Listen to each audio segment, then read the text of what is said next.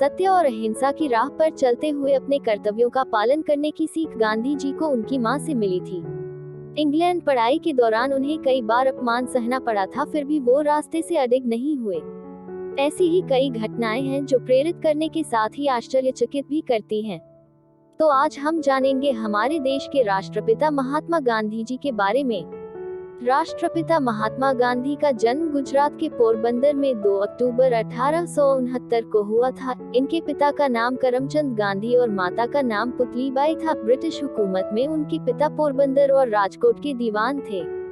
महात्मा गांधी का असली नाम मोहनदास करमचंद गांधी था और वह अपने 3 भाइयों में सबसे छोटे थे। गांधी जी का सीधा सरल जीवन उनकी मां से प्रेरित था। गांधी जी का पालन पोषण वैष्णव मत को मानने वाले परिवार में हुआ और उनके जीवन पर भारतीय जैन धर्म का गहरा प्रभाव पड़ा, जिसके कारण वह सत्य और अहिंसा में अटूट विश्वास करते थे और आजीवन उसका अनुसरण भी उन्होंने किया। गांधी जी की प्रारंभिक शिक्षा पोरबंदर में हुई थी। पोरबंदर से उन्होंने मिडिल स्कूल तक की शिक्षा प्राप्त की। इसके बाद इनके पिता का राजकोट ट्रांसफर हो जाने की वजह से उन्होंने राजकोट से अपनी बची हुई शिक्षा पूरी की। साल 1887 में राजकोट हाई स्कूल से मैट्रिक की परीक्षा पास की और आगे की पढ़ाई के लिए भावनगर के सामलदास कॉलेज में प्रवेश प्राप्त किया, लेकिन घर से दूर रहने के कारण वह अपना ध्यान केंद्रित नहीं कर पाए और अस्वस्थ होकर पोरबंदर वापस लौट गए। 4 सितंबर 1888 को इंग्लैंड के लिए रवाना हुए। गांधी जी ने लंदन में लंदन वेजिटेरियन सोसाइटी की सदस्यता ग्रहण की और इसके कार्यकारी सदस्य बन गए। Gandhi ji London vegetarian society के सम्मेलनों में भाग लेने लगे और पत्रिका में लेख लिखने लगे। यहाँ 3 सालों 1888-1891 तक रहकर अपनी बैरिस्टरी की पढ़ाई पूरी की और सन 1891 में वापस भारत आ गए। गांधी जी का विवाह सन 1883 में मात्र 13 वर्ष की आयु में कस्तूरबा जी से हुआ था। लोग उन्हें प्यार से बा कहकर पुकारते थे। कस्तूरबा गांधी जी के पिता एक धनी व्यवसायी थे। शादी से पहले तक कस्तूरबा पढ़ना लिखना नहीं जानती थी। गांधी जी ने उन्हें लिखना पढ़ना सिखाया। एक आदर्श पत्नी की तरह बा ने गांधी जी का हर एक काम में साथ दिया। उनके पिता करमचंद गांधी सन 1885 में चल बसे। साल 1885 में गांधी जी की पहली संतान ने जन्म लिया, लेकिन कुछ समय बाद ही निधन हो गया था। बाद में मोहनदास और कस्तूरबा के 4 संतान हुई: हरिलाल गांधी, मणिलाल गांधी, रामदास गांधी और देवदास गांधी।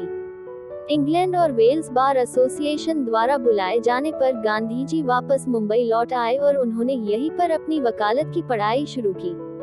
मुंबई में गांधी जी को सफलता नहीं मिली, जिसके कारण गांधी जी ने कुछ समय के लिए शिक्षक के पद पर काम करने के लिए एक अर्जी दी, लेकिन उसे भी अस्वीकार कर दिया गया।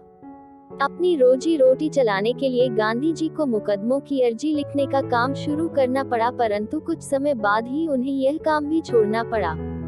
1893 में महात्मा गांधी जी 1 वर्ष के करार के साथ दक्षिण अफ्रीका गए। दक्षिण अफ्रीका में ब्रिटिश सरकार की फर्म नेटल से यह वकालत करार हुआ था। दक्षिण अफ्रीका में गांधी जी को भारतीयों पर हो रहे भेदभाव का सामना करना पड़ा।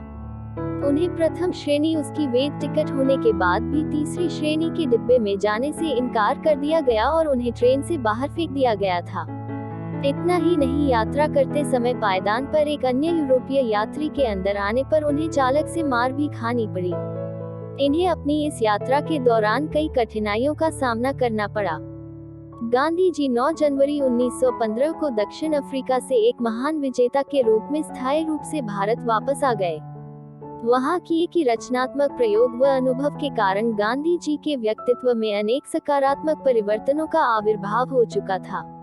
इन प्रयोगों से उन्हें भारत में भी पर्याप्त प्रसिद्धि मिल चुकी थी। महात्मा गांधी ने भारत आने के बाद अपने राजनीतिक गुरु गोपाल कृष्ण गोखले की सलाह से ही भारत की वास्तविक स्थिति का ज्ञान प्राप्त करने हेतु कुछ समय शांतिपूर्ण ढंग से व्यतीत करने का निश्चय किया। तारांकन गांधी जी ने भारत में अंग्रेजों के खिलाफ कई आंदोलन किए, जिसके वजह से अंग्रेजों को भारत छोड़ के जाने को मजबूर होना पड़ा। आइए जानते हैं गांधी जी के द्वारा किए गए कुछ आंदोलनों के बारे में। सन 1920 में उन्होंने असहयोग आंदोलन किया। सन 1930 में उन्होंने अवज्ञा आंदोलन, नमक सत्याग्रह आंदोलन, दांडी यात्रा की। सन 1942 में उन्होंने भारत छोड़ो आंदोलन किया। आइए जानते हैं उनके काफी चर्चित आंदोलन दांडी यात्रा के बारे में। 12 मार्च 1930 में गांधी जी ने नमक कानून तोड़ने हेतु अपने 78 अनुयायियों के साथ साबरमती आश्रम से गुजरात तट के दांडी नामक स्थान के लिए लगभग 200 मील 322 किलोमीटर की पैदल यात्रा, जिसे डैंडी मार्च हम कहते हैं, प्रारंभ किया। रास्ते में हर जगह लोगों ने गांधी जी का बड़े उत्साह के साथ स्वागत किया तथा लोग डैंडी मार्च में शामिल होते गए। 78 लोगों से प्रारंभ 30 मार्च में एक बड़ी रैली का रूप धारण कर लिया। 6 अप्रैल 1930 को गांधी जी ने दांडी समुद्र तट पर एक मुट्ठी नमक हाथ में लेकर कानून तोड़ा और इसके साथ संपूर्ण देश में सविनय अवज्ञा आंदोलन प्रारंभ किया। गांधी चाहिए एवं कई बड़े कांग्रेस नेताओं को गिरफ्तार कर लिया गया। जुलाई 1930 तक आंदोलन देशव्यापी हो चुका था। आंदोलन को कुचलने हेतु सरकार द्वारा स्थानीय स्थान पर मार्शल लॉ लगाया गया। 30 जनवरी 1948 को शाम 5:17 पर नाथूराम गोसे और उनके सहयोगी गोपाल दास ने बिरला हाउस में गांधी जी की गोली मारकर हत्या कर दी थी। गांधी जी को 3 गोलियां मारी गई थी। अंतिम समय उनके मुख से हे राम शब्द निकले थे। उनकी मृत्यु के बाद नई दिल्ली के राजघाट पर उनका समाधि स्थल बनाया गया है। गांधी जी ने लोगों को प्रेरणा देने के लिए काफी सारे अच्छे विचार दिखाए हैं। करो या मरो, हिंसा परमो धर्म।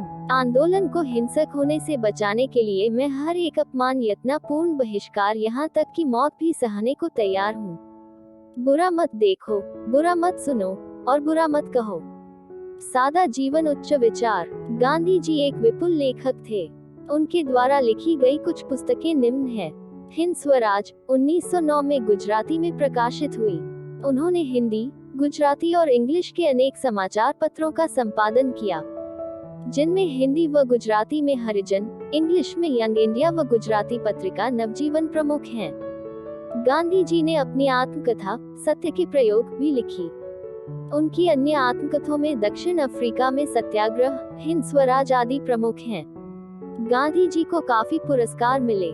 टाइम मैगजीन ने वर्ष 1930 में मैन ऑफ द ईयर चुना। 2011 में टाइम मैगजीन ने गांधी जी को विश्व के लिए हमेशा प्रेरणा स्रोत रहे श्रेष्ठ 25 राजनीतिक व्यक्तियों में चुना। हालांकि उन्हें कभी नोबेल पुरस्कार नहीं मिला, लेकिन वह इसके लिए 1937 से लेकर 1948 तक 5 बार नामित किए गए। भारत सरकार प्रतिवर्ष सामाजिक कार्यकर्ताओं, विश्व नेताओं व नागरिकों को गांधी शांति पुरस्कार से नवाजती है। दक्षिण अफ्रीका में रंगभेद के खिलाफ संघर्ष करने वाले नेता नेल्सन मंडेला को इस पुरस्कार से नवाजा जा चुका है। गांधी की हत्या के बाद भी अहिंसा के प्रति उनकी प्रतिबद्धता और सादा जीवन में उनका विश्वास, अपने कपड़े बनाना, शाकाहारी भोजन करना और आत्मशुद्धि के साथ साथ विरोध के साधन के लिए उपवास का उपयोग करना उत्पीड़ित और हाशिए पर रहने वाले लोगों के लिए आशा की किरण रहा है। दुनिया भर में लोग सत्याग्रह आज पूरी दुनिया में स्वतंत्रता संग्राम में सबसे शक्तिशाली दर्शनों में से एक है। गांधी के कार्यों ने दुनिया भर में भविष्य के मानवाधिकार आंदोलनों को प्रेरित किया, जिसमें दलाई लामा, संयुक्त राज्य अमेरिका में नागरिक अधिकार नेता मार्टिन लूथर किंग जूनियर और दक्षिण अफ्रीका में नेल्सन मंडेला शामिल थे।